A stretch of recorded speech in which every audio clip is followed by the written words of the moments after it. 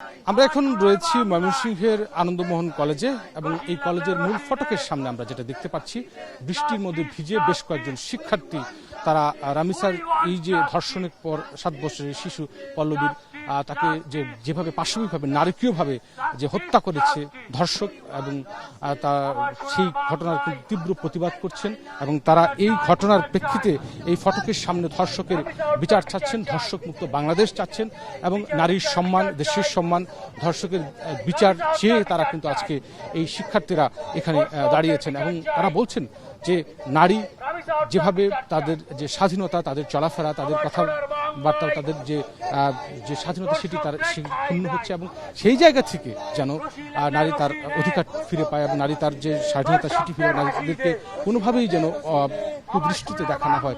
আমরা কথা বলবো এখানে যারা দাঁড়িয়েছেন এবং কয়েকজনের সঙ্গে একটু কথা বলার চেষ্টা করব।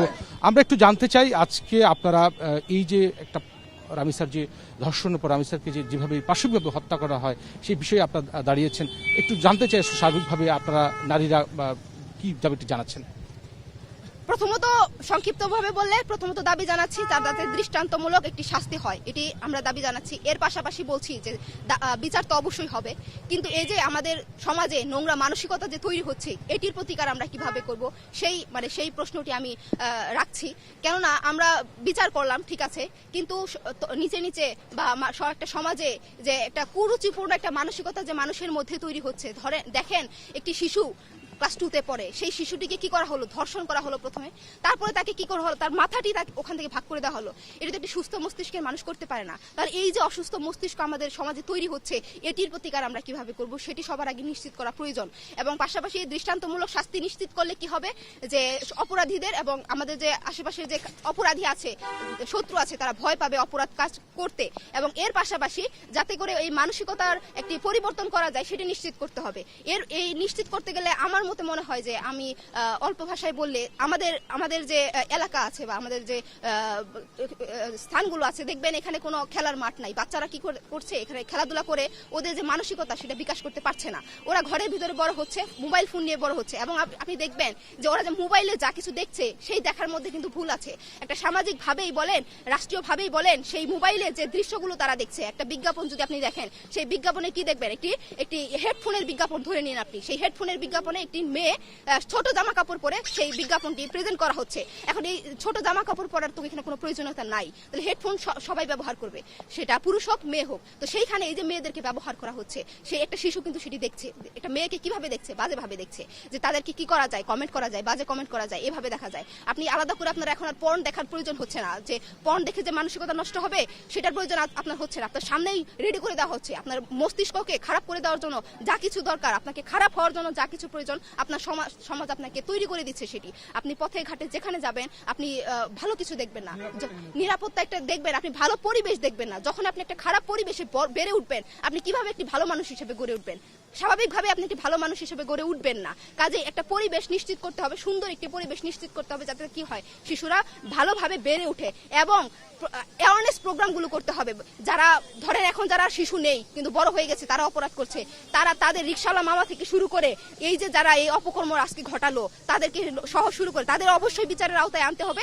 এছাড়াও আমি মনে করি যে সতর্কতামূলক বাক্য এবং যা কিছু প্রয়োজন একটি সুন্দর পরিবেশ গঠনে সেটি করতে হবে এবং আপনার শিক্ষা পুস্তক থেকে শুরু করে আপনার পাঠ্যক্রম যা কিছু আছে সেখানে আপনার ভালো মানুষ হওয়ার বড় বড় যে মনীষী আছে তাদের আদর্শকে আপনার ইনক্লুড করতে হবে, যাতে বাচ্চারা সেসব দেখে যে কিভাবে একটা মনীষী, একটা বড় মানুষ হতে হয়, একটা ব্যক্তিত্ব তৈরি করতে হয়। আপনি যদি এটি না দেখেন, আপনি যদি আবল তাবল কিছু পড়াশোনা করেন, শুধু মার্কের জন্য ছুটেন, আমাকে ভালো মার্ক পেতে হবে, আপনি একটি ভালো সমাজ আপনি দিতে পারবেন না সমাজকে। কাজেই আমি বলবো যে এই যে শুরু থেকে শেষ পর্যন্ত আপনি প্রতিদিন এমন এমন ঘটনা ঘটছেন, এগুলোর মানে অবিলম্বে এগুলোর বিচার করতে হবে। মানে একটি নিরাপদ সমাজ আমি একটা নারী হিসেবে চাই এবং প্রত্যেকটি মেয়ে যাতে তার নিরাপদ একটি সমাজ পায়, নিরাপদ একটি পরিবেশ পায় সেটি নিশ্চিত করতে হবে এবং এটা আমি একটি নারী হিসেবে আমি এটি চাচ্ছি যাতে আমি স্বাধীনভাবে বাঁচতে পারি। ধন্যবাদ আপনাকে। আমরা শুনছিলাম তরুণদের কথা। এই ঘটনার তীব্র নিন্দা যেমন তারা করছেন, এই ঘটনার সাথে যারা গ্রেপ্তার হয়েছেন, যারা মূল যারা আসামি, তাদেরকে দৃষ্টান্তমূলক শাস্তি দাবি করছেন। আমরা আরেকজনের সঙ্গে কথা বলবো। আমরা দেখছিলাম আপনি এখানে এই ধর্ষকের বিচারের জন্য আপনি দাঁড়িয়েছেন এবং আপনারা বেশ কয়েকজন তরুণ এখানে রয়েছেন। আপনার কাছে একটু জানতে চাই পুরো বিষয়টিকে, যেহেতু এখানে আপনার আরেকজন যারা সহকর্মী, তিনিও নারী নিরাপত্তা, তাদের চলাফেরার অধিকার এবং বিভিন্ন অনিরাপদ একটা পরিবেশের কথা তারা বলছেন। আপনি জায়গা থেকে যদি একটু জানতে চাই, আপনি একটু বলবেন। জি, আসসালামু আলাইকুম। দেখেন, ধর্ষণের ঘটনাটা এটা কিন্তু আমাদের দেশে আজকে নতুন নয়।